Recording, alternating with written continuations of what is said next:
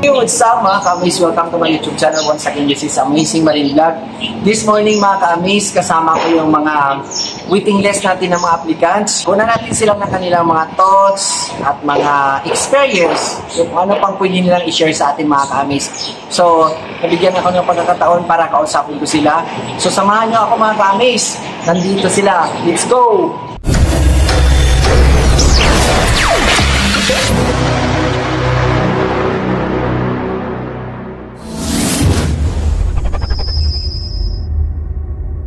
Dito na yung mga applicants natin, yung waiting list natin. Kasama ko na.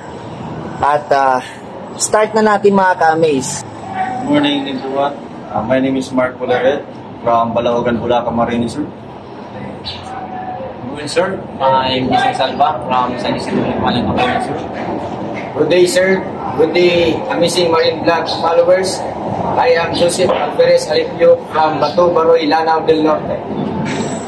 Good day everyone. My name is Arlon Batarante from Bicol, Barangay Managapulang, Yarbay. Hello sir, ma'am. Sagong Piling Marine, sir. Ipani Lopez III. Good morning, ma'am, sir, followers. I'm Tipicar Palermo from Dinubatan, Albay. Good morning, everyone. I am John Mark Kalinaw from Bato, Camarines. Good morning, ma'am, sir. Sa mga followers sir. Ako pala si Jenaro Mortalia, galing sa Magaraw, Camarines. Magandang hapon po sa inyo lahat. Ako pala si Alfred Pabuaya. Galing po ako sa Nabua, Camarines or Bicol po, sir. So mga ka-Amaze, mostly galing sila sa Bicol. So isa lang yung galing sa Mindanao, Mindanao, Sulanao at Bisaya mga ka-Amaze. So itanong ko lang sa inyo, pwede ka bang mag-share sa experience mo dito sa pagiging applicants mo, simula nung nag-start ka rito, ganito ganyan, pwede ka bang mag-share? Yes, sir. Okay. Meron ako, sir, mga na-experience na mga pagsubok ba. Marami niya gumpig. Pagdaanan, kumbaga sacrifice. Katulad na rin, sir, yung pagtigil ko, sir, ng pag-aaral, sir. I am a college ka, undergrad, criminology, third year. Yes, sir. Cream ka na rin, tapos third year, nag-stop ka para mag-apply. Yes, sir. Para mag-apply, sir. Same lang. Choice mo talaga yun. Yes, sir. Yes, sir. Choice mo talaga na mag-apply sa military. Ay, sir. Yung gusto ko talaga, sir, sa Armed Forces of the Philippines. Okay, pero bakit hindi mo tinapos yung pag-aaral mo? Kasi, sir, nung nag-take ako, sir, ng ABSAT ko, sir, is second year college ako nun, sir. Okay. Then, nag-process yung papers namin nung tumungtong na ako, sir, ng third year. Tapos, nag-decide ako, sir, na i-stop ko na lang yung pag-aaral ko, sir, kasi unang-una, sir, mag-medical na kami nun, sir. Okay. May mga gastusin din, sir, may mga kailangan din, sir, na unahin dun sa medical. So, hindi ko na rin, sir, ma-balance, sir, kasi nag-medical kami nun, sir, nag-aaral pa ako, sir. Nag-drop out na ako, sir, para ma-focus ko ba dun, sir, sa pag-apply, sir, sa Philippine Marine, sir. Sabihin na natin, sir, mahirap, pero ginawa ko, sir, yung mga kaya ko, sir, para mabot ko yung, sir, pangarap ko, sir, na maging isang Philippine Marine. Ang karanasan ko bilang isang aplikante ng Marines ay memorable, sir, kasi galing pa po akong Mindanao, pumunta pa po ako ng Bicol para magsapalaran, sir. So, from Mindanao, dahil may recruit sa Bicol, pumunta ka pa ng Bicol? Actually, sir, pumunta na ako dito, sir, sa Manila para mag-abang ng mga kuta, sir, ng Marines. Okay. Tulong na din sa mga kapatid ko, sir, na sumuporta sa akin, sir. Malaking pasasalamat po sa mga kapatid ko, sir, kasi nagambag-ambagan sila para magkaroon ako ng pamasahe, allowance sa akin, sir, para makapunta sa akin, sir. Okay. Ikaw naman? Ang na-experience, sir, sa pag-apply sa Marine, sir, ay challenging, sir, kasi nag-striker ako, sir, from Bicol. Anak ako dito, sir, ng striker-an, nagtyaga, at ngayon may tingis na ako, sir. Sa mga tingnan dyan, huwag kayo nasuko hanggat hindi nyo naabot yung makaharap na maging Marine. Talaga, mahirap talaga, sir. Saka, hindi mo lang malaman, sir.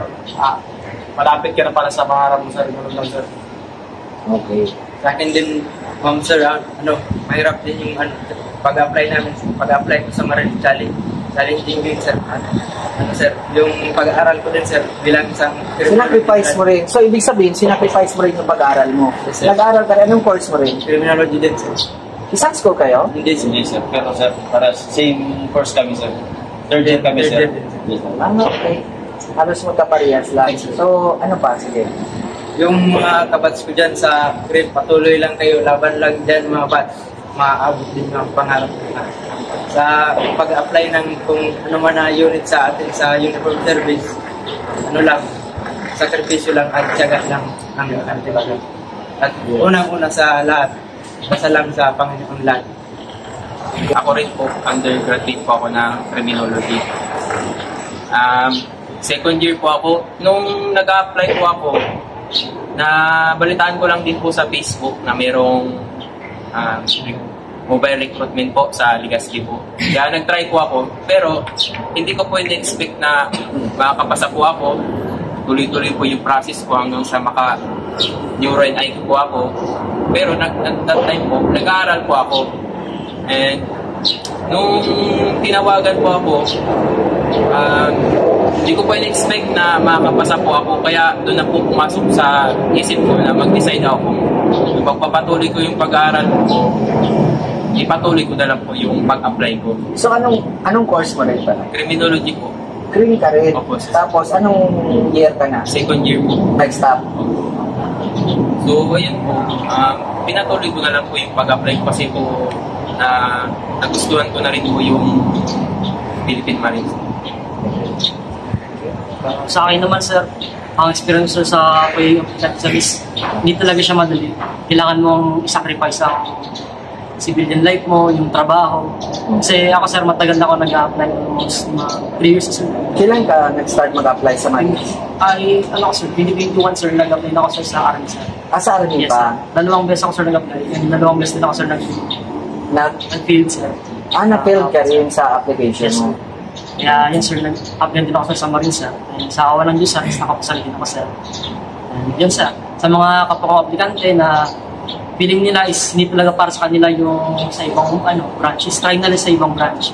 Kasi, Ako din sir, yung experience ko sir sa pag-apply sir sa Marine sir, gaya sa Navy sir, nag-apply din ako sir, tapos bumagsak akong Navy sir. At yun sir, nagpunta ako ng Marine sir, doon pinalad ako sir. Na-experience ko sir sa pag-striker, mahirap din sir, pero nakakatuwa din sir kasi doon mo ma-experience talaga kung anong ginagawa ng mga sundalo sir dito. Parang na-adapt ko na sir yung ugali nila sir, yung mga inuutos nila sa akin sir. Yun, ang ganda kasi may natututunan agad kami sir bago kami pumasok sa pagiging sundalo sir.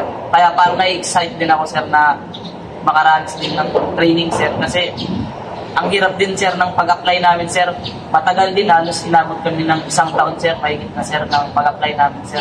Kaya hinintay din namin to sir na makasama kami dito sa training sir para makapasok dito sir sa Marines. Kasi yun sir yung gusto ko din yun sir kahit ano pa sir. Nung bata pa sir, nag-aaral pa ako sir, gusto ko na talaga sir gaya sa mga sir, pamilya ko sir na naging sundalo din sir. Sa mostly, may mga military. Meron din sir. Mga relatives, pinsan sir. Pinsan. Sir, na parang nainganyo din ako sa Anong course mo rin? Dati sir, first year college lang ako sir ng mechanical engineering. Pero hindi ko na natapos sir. Pag-apply ko dito. Ganito na rin. High school. So, ilan kayong striker? Mas sir. Kasi sir. Striker ka rin, no? Yes, sir. Ilan kayong? 1, 2, 3, 4, 5, 6. So, dalawa lang ang 3, 4, 6. Tatlo yung hindi striker. Ay sir. So, doon sa mga experience nyo na yan, siyempre worth it naman yung paghihirap nyo kasi mga ka-amaze, di ba, siyempre waiting list na sila, ayan, so nag-antay na lang sila ng kanilang take out para makapag-start na sa kanilang training, mga ka-amaze. So ako mismo, si Amazing Marines, sobrang natutuwa din ako kasi nakikita ko rin yung mga sacrifices nila every now and then na pumapasok ako dyan sa gate, papasok dito sa loob para magtrabaho din. So, nakikita ko yung mga bata na nandyan na sila umagang-umaga, marami na nakapila, ganito ganyan. Parang nakikita ko rin yung sarili kong mga ka-amaze na dyan din ako nagsimula. Pero masaya ako kasi marami akong natutulungan. Ayan, nakakapagbigay ako ng inspirasyon sa mga youth natin na gawin din ito, itry din ito. Yan, kung hindi din kayang makapag-aral at nakapag-start na mag-college, why not na itry din nilang magpasok sa pagiging military kasi alam nyo mga ka-amaze, aside from that na magkakaroon tayo ng lifetime na trabaho, syempre makapag-serve pa tayo sa ating bayan. Ito yung sa medical, sino ba yung nagkaroon ng mga compliance? Marami sa amin, sir. Nagkaroon ng compliance, sir. Marami din. Yes, sir. Pero mostly sa inyo nagkaroon ng compliance. Ikaw, unahin natin. Ikaw anong compliance? Ano sir, sa ngipin sir, metal casting sir. Parang ano lang din naman parang sa akin siguro yung ngipin, parang normal kasi yun. Normal kasi na magkakaroon talaga tayo ng compliance pagdating sa ngipin natin. So nagkaroon din ng Metal casting tapos metal casting. ECG sir. Sa ECG mo. Pero sa sports ka rin ba? Hindi? Yes, sport po. I am a volleyball player sir. Varsity player. Sa anong school? Sa sa junior high sir. Ano ka rin? Sa college, Middle blocker or ano? Opposite spiker. Opposite spiker. So, syempre ako kasi naglalaro din ako sa volleyball. Player din ako ng Marines sa Admirals Cup. Yes. So, pag once na makapasok kayo, pag nakapasok ka na, pwede rin kitang ma-endorse para sa magiging player, ganito ganyan. Pero, kaya wag niyong walain yung skills na yon. Lagi niyong isayuhin, lagi niyong gawin, lagi niyong practicein yung sarili niyo. Kasi siyempre, magagamit niyo yung skills niyo na yan. Yes. Diba?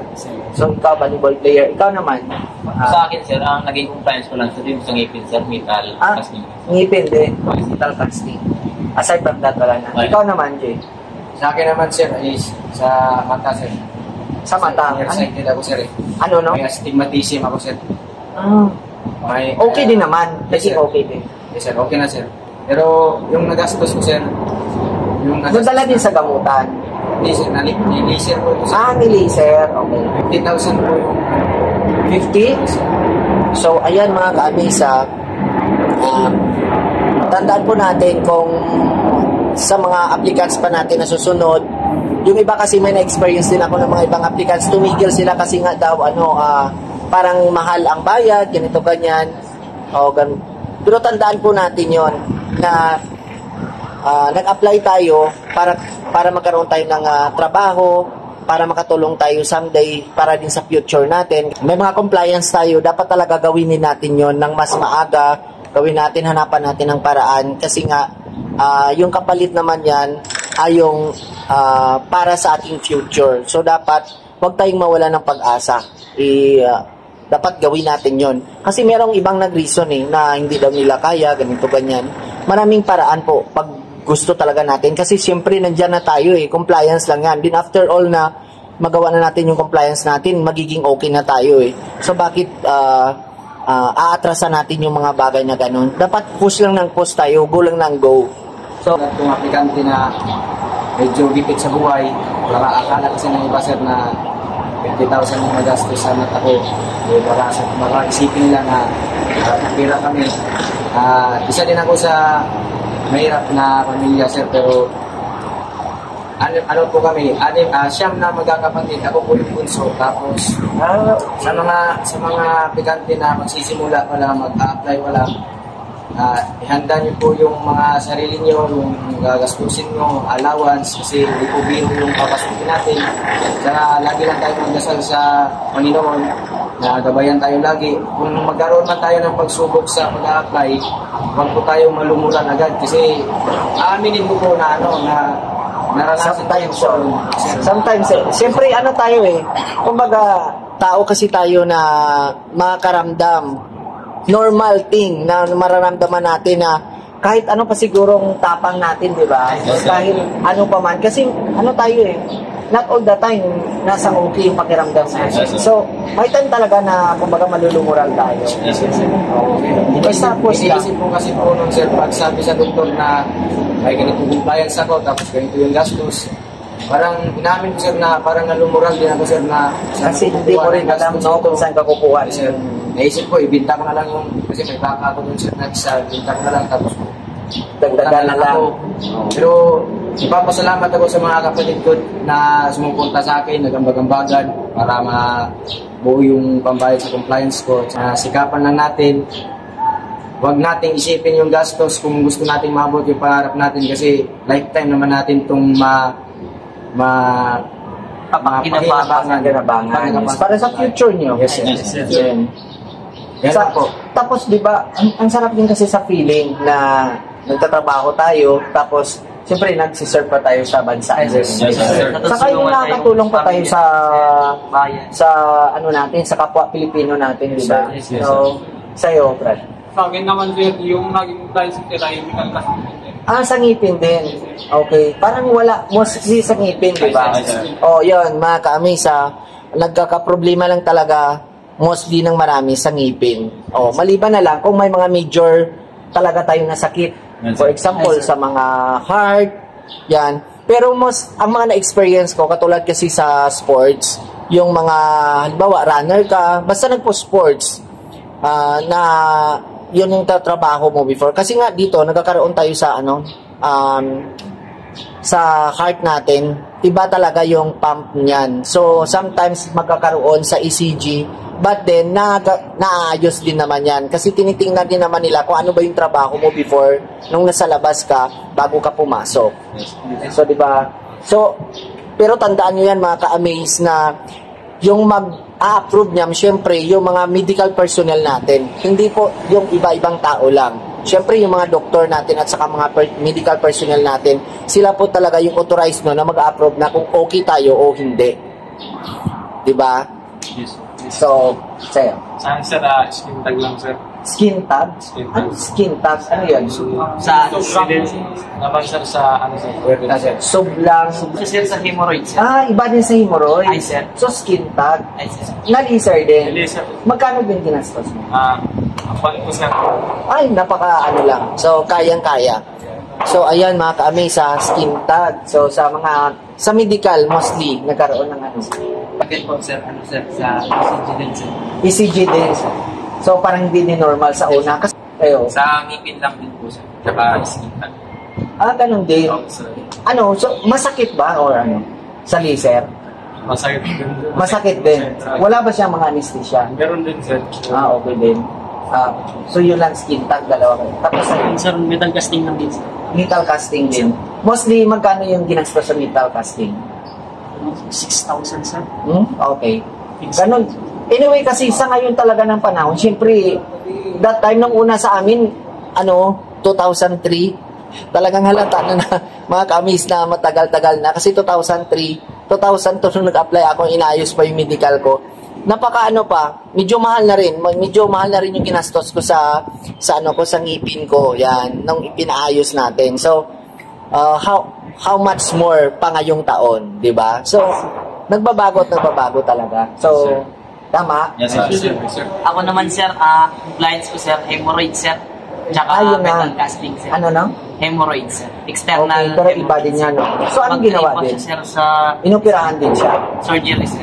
Surgery, no? Ay, sir. Sa Ilang hours din? Sa kita ng tinaman? halos saglit lang naman, sir, yung pag-surgery sa akin, sir. Pero na-confine ako ng isang araw, sir, before i-surgery ako, sir. Doon ka na muna. Na ako, sir, na-confine, sir. Halos mahal din, sir, yung gastos din, sir. Pero kaya naman, sir. Natulungan naman, sir. Wag isipin. Basta sabihin natin, pag sa pangarap talaga natin, sometimes we need to sacrifice everything. Yes. Na talaga, sir. Diba? Kasi may mga iba ako nakilala ng mga aplikante, no? Na nangutang sila, yung lupain nila, pinrenta. Yan. Basta marami silang sinacrifice para dito sa kanilang application. So, kaya dun sa iba na nalulumural, ganito, ganyan, kung ano man ang pagdaanan nila, sinasabi ko talaga yun na hanggat hindi pa talaga kayo overage, hanggang kaya nyo pang mag-apply, mag-apply lang kayo na mag-apply. Yan. Gawin nyo lang ng tama. Sumunod lang kayo sa mga instructions, ganito, ganyan. Kasi, time will come, yung pangarap nyo talaga, matutupad nyo. Katulad nitong siyam na waiting list natin ngayong araw. So, nag-antay na lang to sila ng kanilang o-taking ceremony. Yan. So, meron pa ba kayong pwedeng i-share? Ano pa ba? Anong mga experience, mga problem? Wala naman. So, sa labas ba kayo? Yung sino yung nagsistay sa labas yung nagbo-boarding? Tira lang po sa... Nagsistira. Pero the rest, striker na.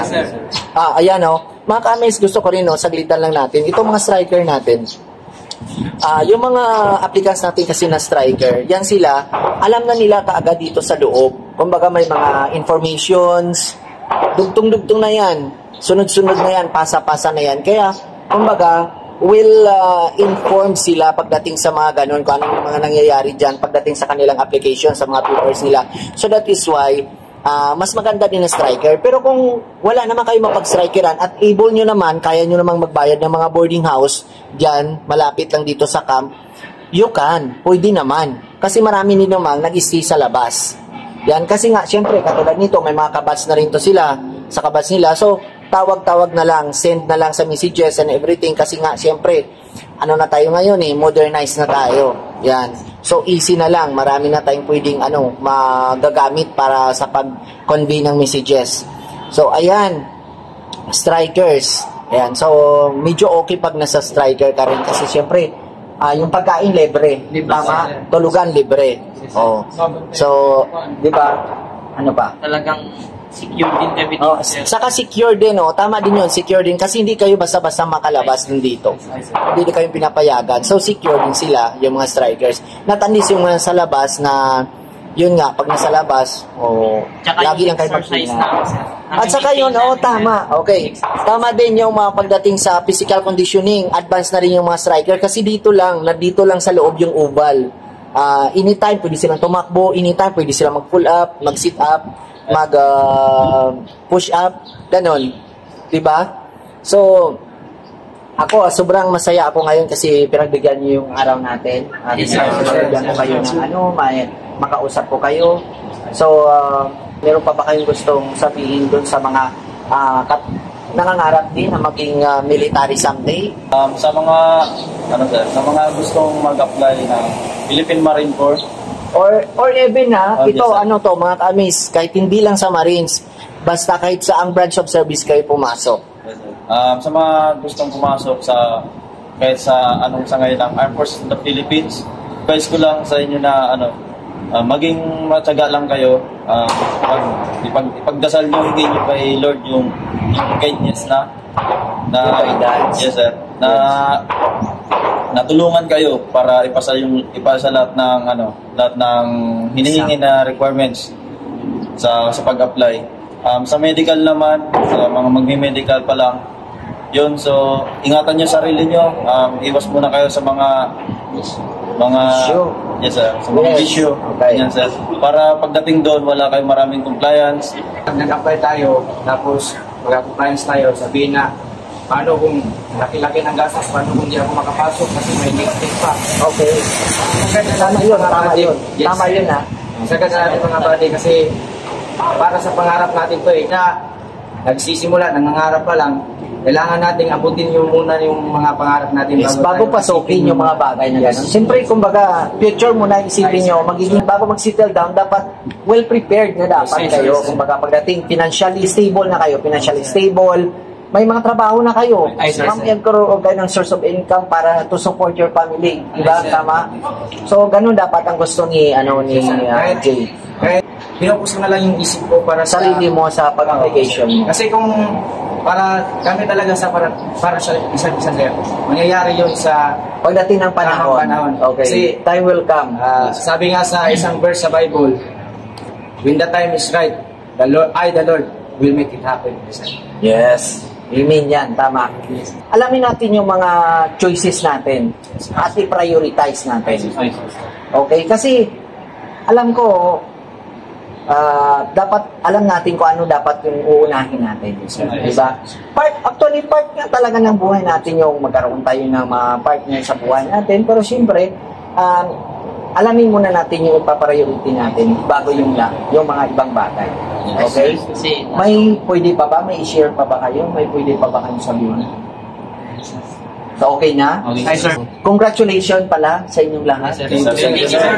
Congratulations kasi malapit na talaga kayo. Yes, so, ang gawin nyo na lang, ganito. So, ang gawin nyo na lang is magpalakas every now and then. Tapos, mag-iwas sa halimbawa nito, disgrasya, ganun. Kasi, syempre, tanda natin yung pagiging military natin, yung kapital natin ito is yung body natin, katawan natin. So, pag once na napilay tayo, may tendency na hindi pa tayo makakasama. Diba? So, dapat mag-ingat sa bawat galaw natin. Yan. Tapos, ang buuhin nyo na yung loob nyo, yung isip nyo.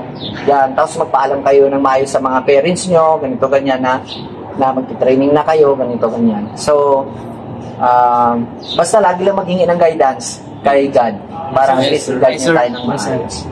So ako sobrang masaya talaga ako kasi nakasama ko kayo ngayong umaga sa Amazing Marine Vlog. Happy talaga ako kasi simula noon na sinuportahan ko rin yung mga applicants natin and at the same time kayo din nag-support sa akin. Kaya sobrang masaya ako sa tulong ninyo sa akin, di ba? So in return, ganun din yung ginagawa ko kahit paano magbibigay din ako ng support sa inyo. Before I end, ayan, pwede na kayo mag-shout out ayan, sa mga loved ones nyo, family. So unahin natin ito. Yun, so shout out pala sa Red Family, sa kanila mama at papa. Mapa, ate, bunso, hintayin nyo ako sa pagbalik ko. Marines na ako. At sa mahal ko pala dyan, love, ingat ka palagi, hintayin mo rin ako after 6 months. Shoutout rin po sa pamilya ko, Family Salva po na mga kapatid ko dyan, hintayin nyo lang ako. May isa na sa ating pamilya na magiging Marines. At sa jowa ko rin, alam natin na mahirap para sa atin yung mga araw na di tayo walang kontak, di tayo magka-chat. Pero kailangan natin ng tiyaga, tiwala sa sarili. Okay. Yun, sir.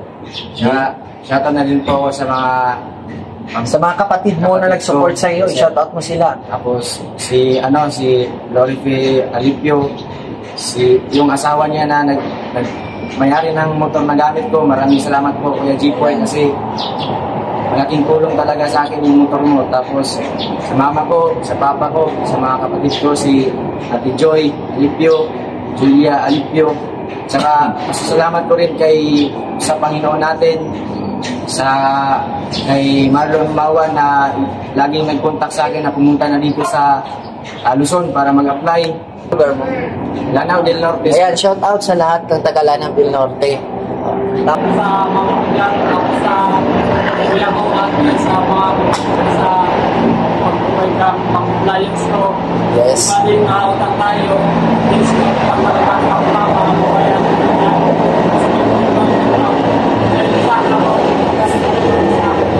Ayan. Saan ang lugar sa Bicol din ako? Sa Bicol ako ito.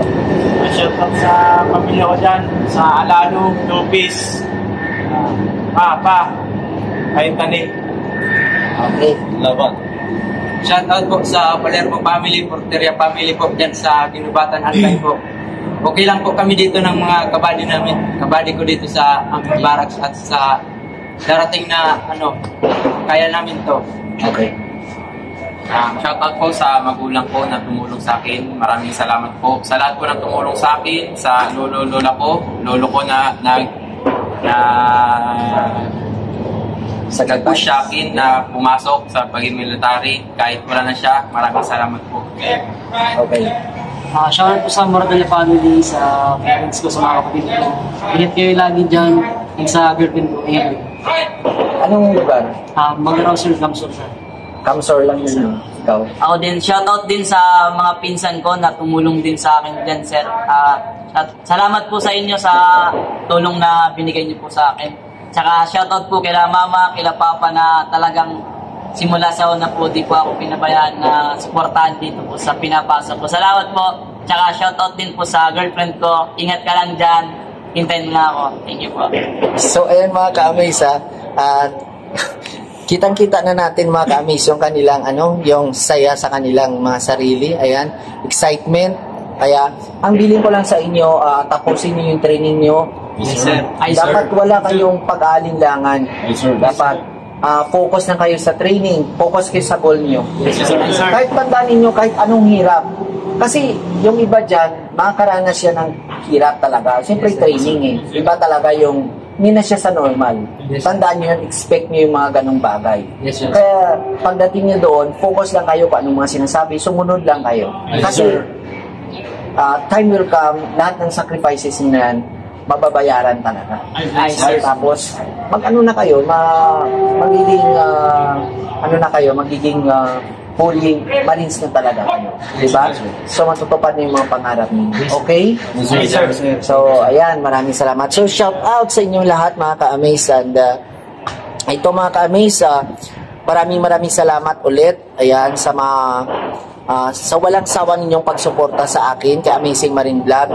See you again next time mga ka-amaze sa next video natin. At saan man kayo magpunta, lagi kayo mag-ingat. Maraming salamat. God bless us all mga ka-amaze. Bye! Bigyon, son.